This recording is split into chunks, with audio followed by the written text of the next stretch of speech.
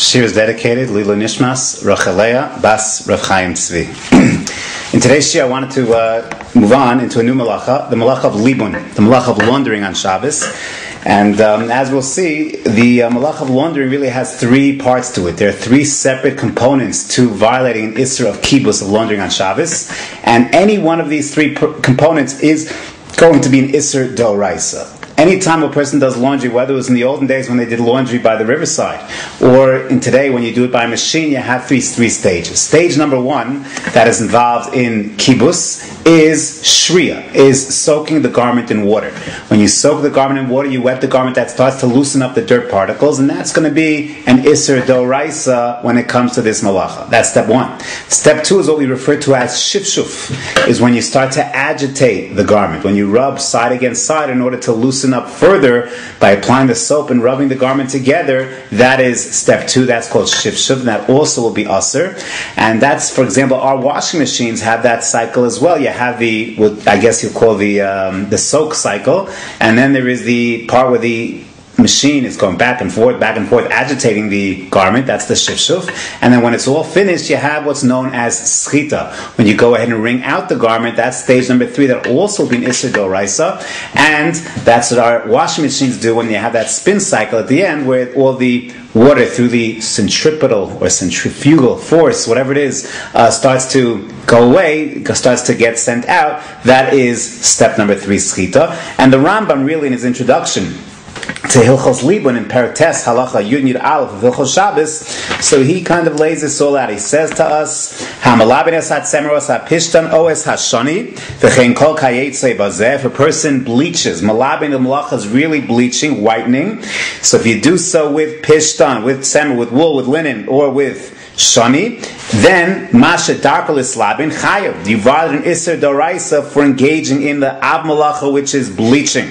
And then halachid aleph hamechabes begadav. If a person launders, not bleaches, but launders, harehu told us malabin v'chayav. That will be a tolda of malabin, not the ab malacha, but a tolda. And he adds hasochet es habeged. Even the skita itself, when everything is washed away, and you go ahead and just wring out the garment, that too, harei zeh mechabes. That's an isser d'oraisa mechabes, and also will be chayiv. So this is the malacha that we'll focus on, and we'll take it as is indicated from, as I mentioned in my introduction, these three components. We will take a look and identify the unique isser in each of the three components. So we start with what's known as shriya, as the first stage when a person soaks the garment.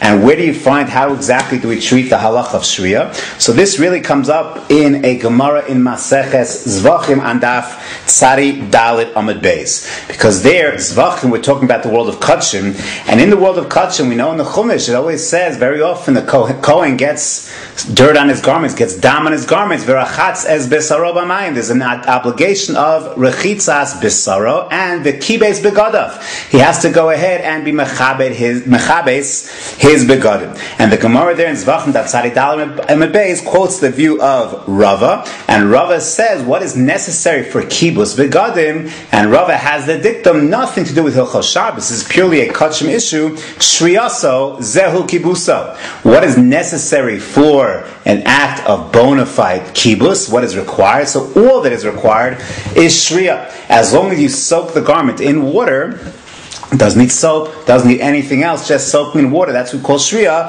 Shriyaso zehu kibusa. So it sounds from the Gemara in Zvachim, at least when it comes to kachim, if you have dam on the garments, so the chibes begadav b'mayim requires shriya, and that is all that is necessary.